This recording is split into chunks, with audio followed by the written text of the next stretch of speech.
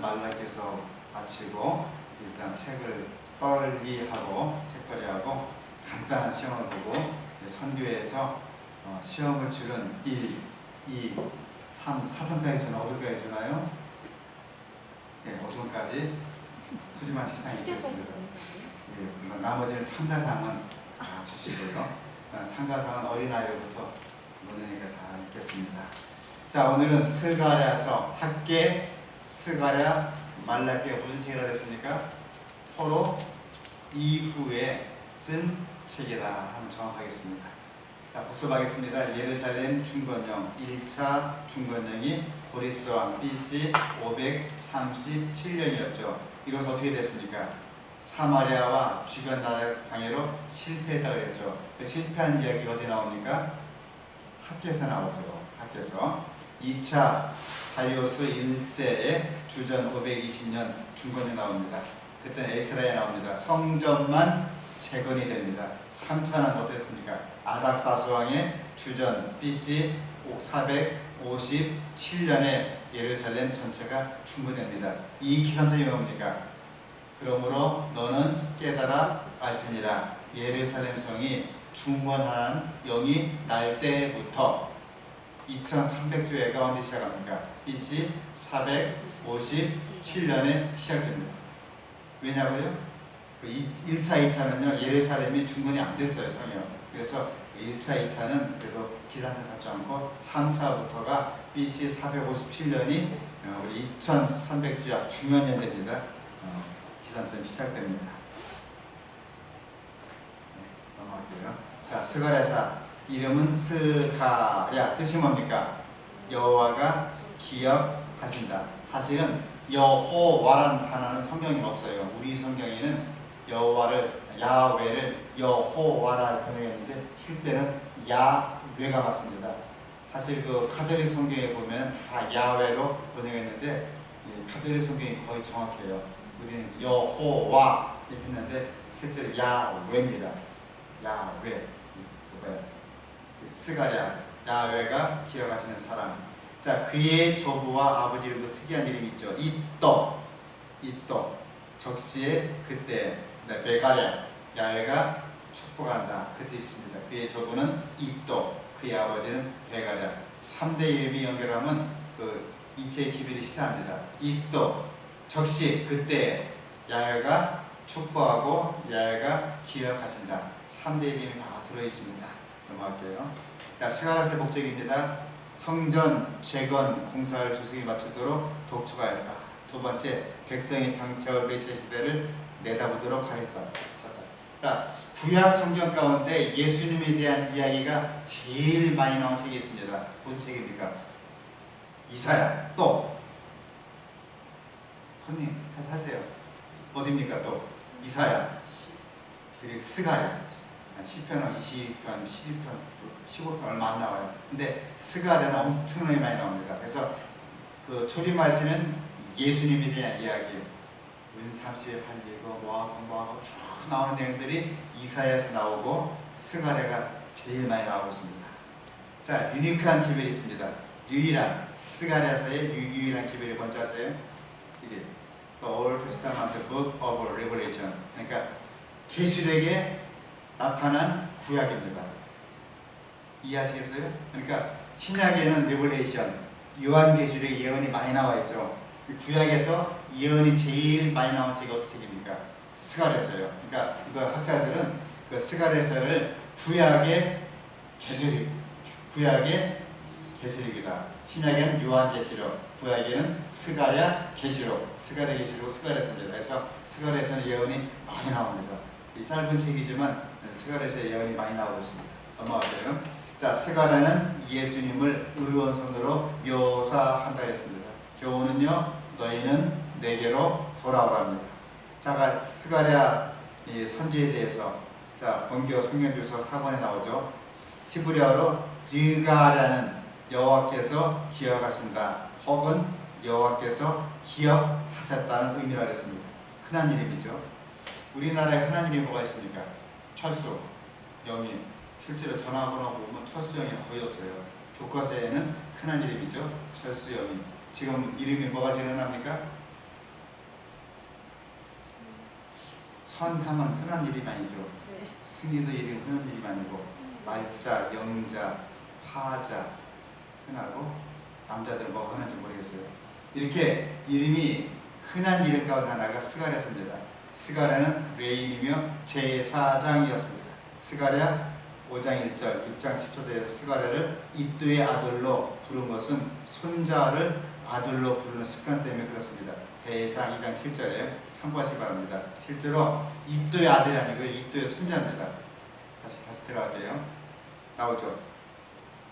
자기 조부는 이또, 아버지는 베가랴. 근데 스가랴에서 보면 이또의 아들로 나타나요. 성경이 거짓말인가? 그게 아니고요. 대부분의 할아버지 계시면 할아버지의 아들이라 많이 칭합니다. 제 어릴 때도 저희 할아버님이 이렇게 박자, 음자, 림자 이름 쓰시는데 박우님의 아들 이렇게 나옵니다. 이해하시겠어요? 왜냐하면 할아버지 살아계시면은 곧장 쭉 넘어갑니다. 예를 들어 누구의 손자 이렇게 나옵니다. 네, 그런 식으로 해서 이또의 아들로 표현한 이또는 실제로는 할아버지였습니다. 넘어가요. 스가랴는 바벨론에서 출생한 것이 거의 확실합니다. 유대가 아니고요. 끌려가서 출생한 사람이었다. 그래서 약 귀향한 지 16년 후에 522에서 519년 BC에 봉쇄를 시작하였습니다. 만약 그가 귀향 후에 출생했다면 나이가 너무 어려요. 선지자 되기는 어렵습니다. 보통 그 당시에 선지자는 30살 전후가 되어야 됩니다. 그 예언이 나타나 가장 늦은 연대는 다리오 왕 제4년에 나타납니다. 스가랴 7장 1절을 참고하시면 되겠습니다. 어쨌든 이 스가랴 선지자가 몇 년 후에 BC 515년에 성전이 완성되는 걸 보기까지 살았다는 것이 거의 확실합니다. 그래서 스가랴는 성전의 완성을 보고 돌아가신 선지자였습니다. 역사적인 배경 보겠습니다. 스가랴는 학계, 스가랴 혹은 말라기 같은 사람이었다. 그래서 스가랴 1장 1절, 학계 1장 1절에 같은 이름이 나오고 있습니다. 그래서 스가랴, 학계, 말라기는 포로 이후의 선지자였다. 아시게 되겠습니다. 자, 고레스 대왕이 바벨론 정복하고 이스라엘 백성에게 성전을 재건하도록 조서를 내렸죠. 이 덕분에 이 다윗의 후손인 수룹바벨 혹은 스가랴 1장 8절에 세스바살이라고 합니다. 이 인도 아래 고향에 돌아왔습니다. 얼마에 성전의 기초를 놓게 되었습니다. 자, 그러나 사마리아 민족이 계속 방해합니다. 어떻게 방해합니까? 우리도 하나님이 계시다. 우리 성전에서 함께 예배를 드리자. 그 하나님은 잡신이죠. 여로보암 시절에 송아지를 만들어 놓고 이 금송아지가 우리를 애굽에서 인도해낸 신이다 할 정도로 반대했죠. 그러다가 부진 상태에 빠지게 됩니다. 성전 공사를 마침내 중단하게 되었습니다. 이 백성은 실망해서 성전 공사를 포기하고 자기가 살 가옥을 건축하고 토지를 경작하고 우리말로 먹고 살기에 바빴어요. 하나님께서는 이런 무기력한 통탄할 일의 상태에 빠진 것을 대처하기 위해 선지자 학계를 보내고 너희는 성전을 건축하라. 스가랴 보내고 너희는 성전을 다시 한번 건축하라. 이렇게 해주셨습니다. 자, 선지자 학계와 스가랴 그리고 귀해간 백성들의 지도자 스룹바벨과 대제사장 여호수아의 영감적인 진도를 받아서 백성들은 힘과 열성을 다하였습니다. 마침내 다리오 왕, 연대가 중요합니다. 6년에 성전 건축이 완성되었습니다. 성전이요.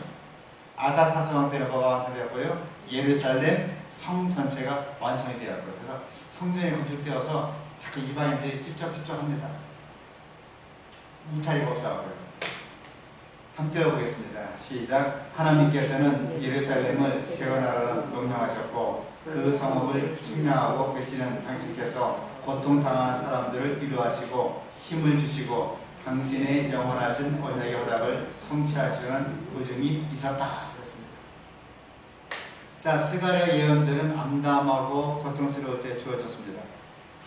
우리가 사실 어떻게 보면 편안하고 잘 먹고 잘 살 때 하나님 만나는 경험하고 어렵고 힘들고 고통 가운데 만나는 경험은 틀려요.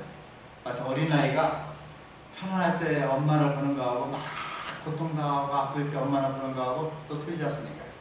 그때는 마치 성전을 재건하라는 유대인들에게 주어진 허락이 취소되는 것처럼 보이던 그런 때였습니다. 암담한 때였죠. 하나님의 사업과 회복에 대한 신령한 계획을 알려주는 선지자의 기별은 의기소침해 있는 유대인들에게 용기를 주기 위해서 준비되었다. 학계 스갈의 영감적인 기별과 지도적으로 성도는 곧장 완성이 되었다 하겠습니다. 다섯 번째, 예루살렘의 영광스러운 미래를 보여주는 스갈의 기별은 조건적이었습니다. 무조건 너에게 복을 주겠다 하는 게 아니었어요.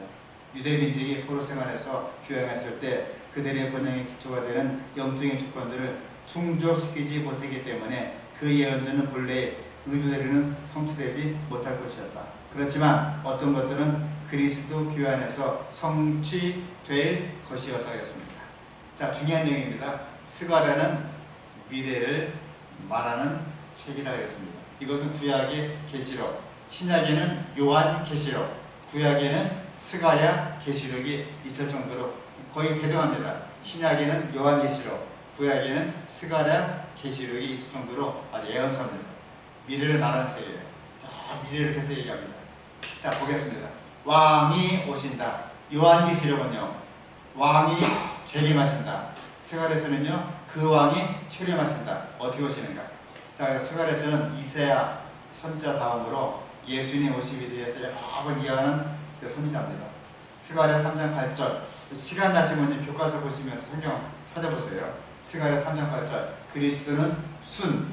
스가랴 3장 8절에 그리스도는 나의 종. 9장 9절에 낙이 타고 예루살렘에 입성하심. 다 성취되었죠. 또 선한 목자 요한복음 10장 10절. 스가랴 9장 16절. 또 살해된 목자 스가랴 13장 7절. 그 다음에 은산십에 팔려가심 스가랴 11장 12, 13절. 또 그리스도의 손이 찔리우심 손이 스가랴 12장 10절. 또 백성이 구원받음 스가랴 12장 10절 13장 1절. 시간 나시고 꼭 한번 읽어보십시오.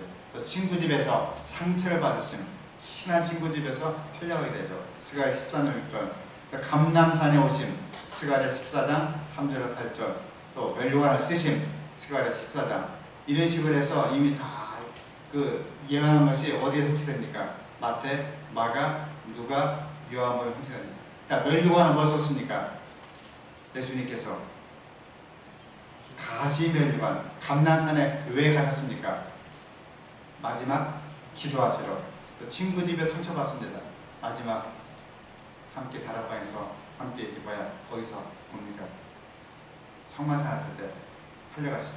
배반받고 손에 찔려오시고 은 30에 가로주다가 팔아칩니다. 살해되고 선한 목자이시고 낙이 타고 입성하시고 쭉 나오고 있습니다. 자, 스가랴서 내용부입니다. 스가랴서 크게 세 가지 단계입니다. 한번 이렇게 보시면서 보면 좋겠어요. 1장부터 6장 15절까지는요 회복의 약속이 들어있습니다. 너희는 회복한다. 반드시 회복한다. 그냥 회복되는 게 아니라 반드시 회복된다. 혹시 독일하고 대한민국하고 월드컵 할 때 보신 분 계세요? 저는 못 봤어요. 제가 보기만 하면 지니까 제가 응원 안 했습니다. 볼 때마다 지더라고요. 그냥 못 봤어요. 그 다음날 보니까 이겼다더라고요. 1대0도 아니고 2대0이다. 녹화한 것을 이렇게 짧게 끌어서 보여주는 게 있지 않습니까? 3분 동안 이렇게 그동안 주요 장면을 통쾌하더라고요. 2번 봤어요. 더 통쾌해요. 한 번 더 봤어요. 흐뭇합니다. 조마조마 할 필요 없어요. 왜요? 이겼으니까. 이게 약속입니다. 이렇게 어렵고 힘들고 고통스럽게 살고 있지? 내 딸 승희야 힘들지? 내 딸 선영아 힘들지? 어렵지? 힘들구나. 근데 약속했어요. 하나님이 어떻게 해요? 너희는 회복되리라 약속했습니다. 그 약속 믿어 못했습니까? 그 못하잖아요. 혹시 복권을 탄 경험이 없죠? 제 후배가 복권을 탔어요. 그 로또를 받았는데 미국에 그 당시에 그 600만 불을 50년간 주는 로또를 받았습니다. 600만 불을 50년간 한꺼번에 주면 그냥 죽어버리니까 그 사람을 보호하기 위해서 이게 600만 불 매해마다 이렇게 50년 끊어주는데 하는 소리가 그거 받고 나서 엎어져도 시고 누가 이렇게 시계 하나 소매시장에서 시고 왜요? 매해마다 나오니까 든든한 겁니다. 사업이 망해도 든든해. 왜요? 매 해마다 나오니까. 한꺼번에 나오는 것보다 오히려 좋은 것 같아요. 우리는 뭘 받았습니까? 나는 선한 목자가 로또를 받았어요. 회복의 약속을 주었습니다.